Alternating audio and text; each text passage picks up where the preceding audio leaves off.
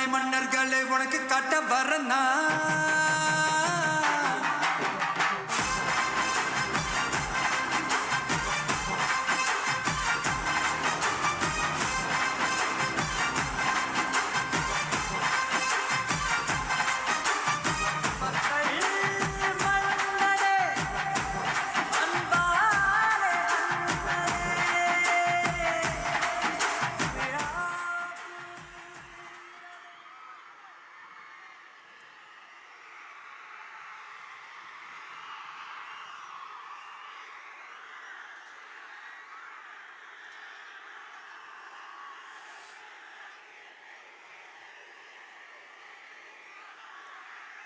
என் நெஞ்சில் குடியிருக்கும்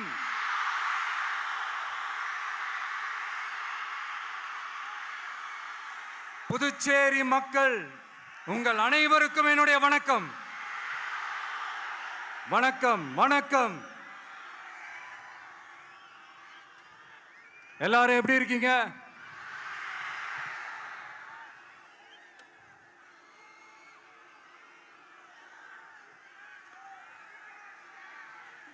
இந்த ஒன்றிய அரசுக்கு தான் தமிழ்நாடு ஒரு தனி மாநிலம், புதுச்சேரி ஒரு தனி யூனியன் பிரதேசம். அவங்களுக்கு தான் தமிழ்நாடு தனி, புதுச்சேரி தனி, இப்படிலாம் இருப்பாங்க. ஆனா நமக்கெல்லாம் அப்படி கிடையாதுங்க. நாமெல்லாம் வேறு வேறு கிடையாது. நாம் எல்லாரும் ஒண்ணுதான்.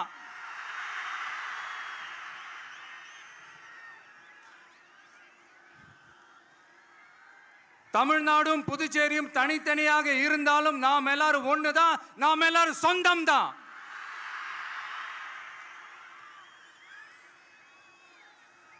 வேற வேற வீட்டுல, வேற வேற ஊர்ல, வேற நாட்டுல, வேற ஸ்டேட்ல இருக்கிறதுனால நாம் எல்லாரும் சொந்தங்கள் இல்லைன்னு ஆயிட முடியுமா?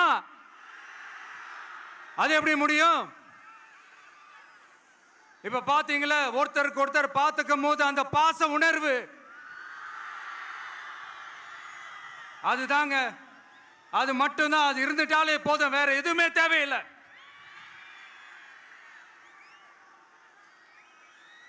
அதனால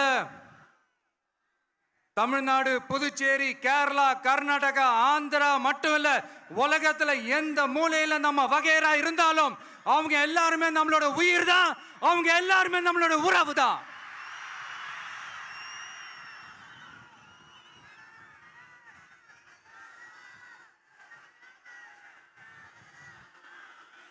புதுச்சேரினாலே உடனே ஞாபகத்துக்கு வர்றது மணக்குள விநாயகர்,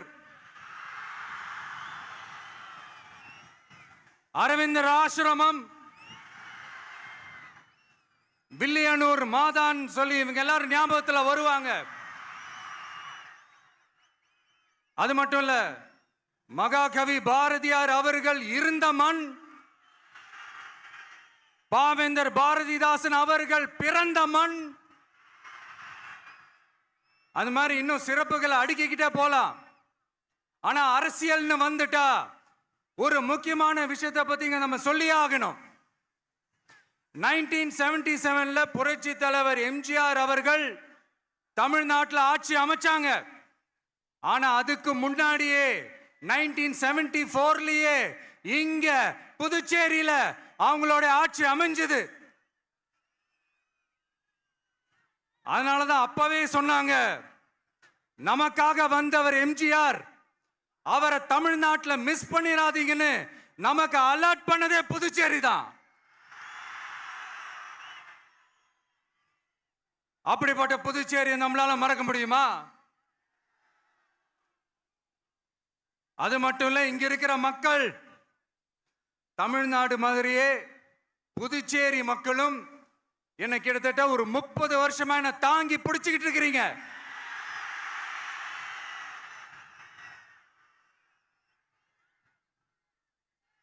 அதனால இந்த விஜய் தமிழ்நாட்டுக்கு மட்டும்தான் குரல் கொடுப்பான்னு நினைக்காதீங்க. அப்படி பண்ணாத தவறு. புதுச்சேரி மக்களுக்கும் சேர்த்து தான் குரல் கொடுப்பான்.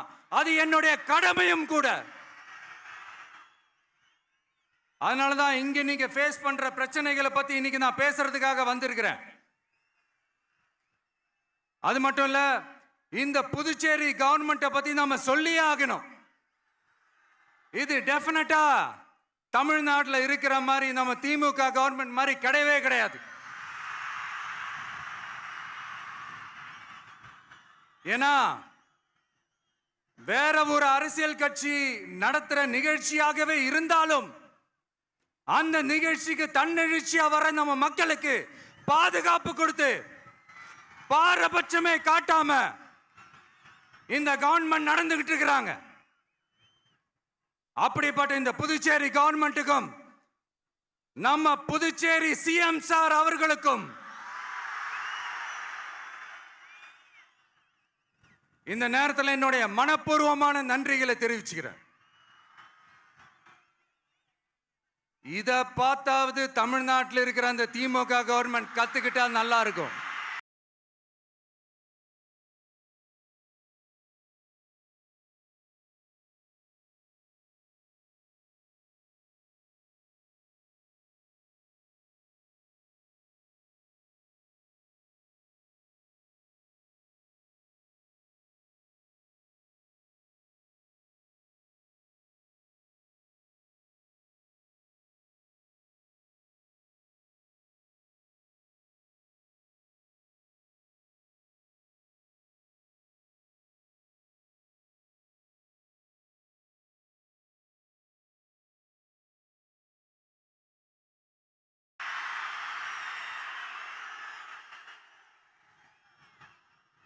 ஆனா அவங்க கத்துக்க மாட்டாங்க. பரவாயில்ல, வரப்போற எலெக்ஷன்ல 100% கத்துக்குவாங்க.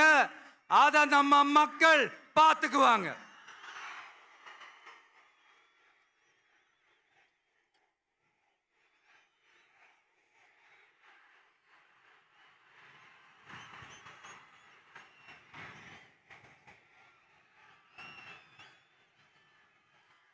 புதுச்சேரியில் இருக்கிற கவர்மெண்டோட கூட்டணி ஆட்சியில் இருந்தாலும் புதுச்சேரிய ஒன்றிய அரசு எதிலையுமே கண்டுக்கல என்றது புதுச்சேரி மக்களான உங்களுக்கு நல்லாவே தெரியும். மாநில அந்தஸ்து கோரிக்கையை மட்டுமா கண்டுக்கல, இங்க வளர்ச்சி ஏற்படவும் துணை நிக்கவே இல்லைன்னு கேள்விப்படுறோம். இந்த புதுச்சேரிக்கு இன்னும் மாநில அந்தஸ்து கொடுக்கல. மாநில அந்தஸ்து வேணும்னு கேட்டு பல முறை சட்டசபையில தீர்மானம் போட்டு ஒன்றிய அரசுக்கு அனுப்பி வச்சுக்கிட்டே இருக்கிறாங்க. இந்த வருஷம் கூட மார்ச் மாசம் 27ஆம் தேதி 2025 அன்னைக்கு ஒரு தீர்மானம் போட்டாங்க. அது மாநில அந்தஸ்து வேணும்னு கேட்டு ஒன்றிய அரசுக்கு அனுப்புற 16வது தீர்மானம்.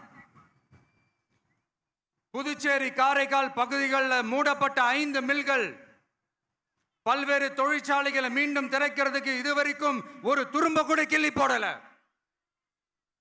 பல்லாயிரக்கணக்கான இளைஞர்களோட வேலை வாய்ப்புக்காக எதையுமே செய்யல. இங்க ஒரு ஐடி கம்பெனி உருவாகணும்ன்றது எண்ணமே இல்லை. அதை பத்தி யார் பேசினாலும் அது அவங்க காதல விழவே விழல.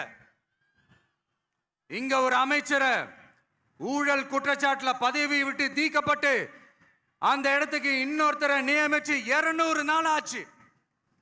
இன்னும் அவருக்கு ஒரு இலாக்காவே தரல. இந்த செயல் சிறுபான்மை மக்களை அவமானப்படுத்துறதுன்னு அந்த மக்களே சொல்றாங்க. புதுச்சேரியோட முக்கிய அங்கமாக இருக்கிற காரைக்கால், மாகே, ஏனாம் பகுதிகளில் எல்லாம் முன்னேற்றமே இல்லைன்னு அந்த பகுதி மக்கள் சொல்லிக்கிட்டே இருக்கிறாங்க. குறிப்பா காவிரியோட கடைமடை பகுதியான காரைக்காலை மொத்தமா கைவிட்ட மாதிரி தான் இருக்குது. இது எல்லாமே முன்னேற்றம் அடையணும்.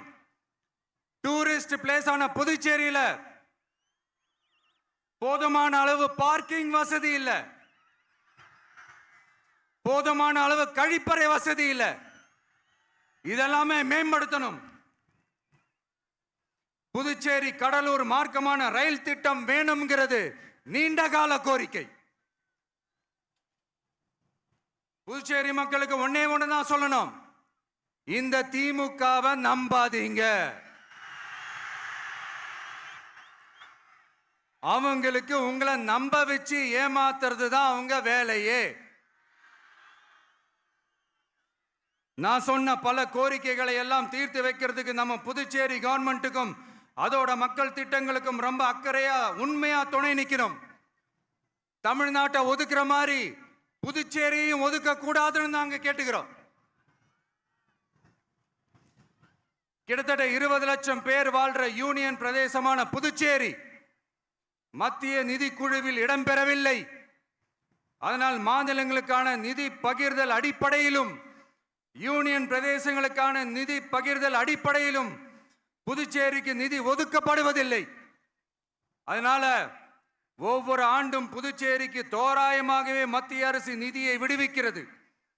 அந்த நிதியும் அரசு ஊழியர்களின் சம்பளம், ஓய்வூதிய தொகை உள்ளிட்ட திட்ட செலவுகளுக்கே சென்று விடுவதால் மீத தேவைக்கு வெளிச்சந்தையிலும் கடன் பத்திரங்களை கடன் வாங்குகிறது புதுச்சேரி. இந்த நிலைமை மாறணும்னா ஒரே வழி மாநில அந்தஸ்து நம்ம புதுச்சேரி மக்களோட பல்லாண்டு கால கோரிக்கை. புதுச்சேரிக்கு போதுமான நிதி வரத்து இல்லாததுனால வெளியே கடன் வாங்க வேண்டியதா இருக்கு. புதுச்சேரியோட கடனை குறைச்சு தற்சார்பு பொருளாதாரத்தை வளர்த்தெடுக்க திட்டங்கள் வகுக்கப்பட வேண்டும். மாநில அந்தஸ்து வாங்கினா மட்டும் போதாது இல்லையா, தொழில் வளர்ச்சியும் தேவையாச்சே. புதுச்சேரி தென்னிந்தியாவின் முன்னணி இண்டஸ்ட்ரியல் ஹப்பாக மாற்ற எல்லா முயற்சிகளும் எடுக்க வேண்டும். இந்திய அளவில் ரேஷன் கடைகளே இல்லாத மாநிலம் புதுச்சேரி தான். ஏழை எளிய மக்களுக்கு வாழ்வாதாரமே ரேஷன் கடைகள் தான். மற்ற மாநிலங்கள்ல இருக்கிற மாதிரி இங்கேயும் அரிசி, சர்க்கரை, பருப்பு, கோதுமை, எண்ணெய்னு அனைத்து பொருட்களும் வழங்கும் முறை சீராக்கப்பட வேண்டும். கடைசியா மீன்பிடிக்க செல்லும் காரைக்கால் மீனவர்களை அடிக்கடி கைது செய்யும் இலங்கை கடற்படை அவர்களின் படகுகளையும் பறிமுதல் செய்து விடுகிறது. அதனால் நீண்ட போராட்டங்களுக்கு பிறகு அவர்கள் விடுவிக்கப்பட்டாலும் படகுகள் கிடைக்காததால் படு மோசமான நிலைக்கு தள்ளப்படுகின்றனர். இந்த நிலை மாற வேண்டும். நான் மறுபடியும் சொல்றேன், இந்த விஜய் புதுச்சேரி மக்களுக்காகவும் எப்பவும் துணை நிற்பான். வரப்போற புதுச்சேரி தேர்தல் களத்துல நம்மளுடைய தமிழக வெற்றி கழகத்தின் கொடி பட்டொளி வீசி பறக்கும். கான்பிடென்டா இருங்க, நல்லதே நடக்கும், வெற்றி நிச்சயம். மீண்டும் சந்திக்கும் வரை நன்றி, வணக்கம். மக்கள் எங்க ஊரே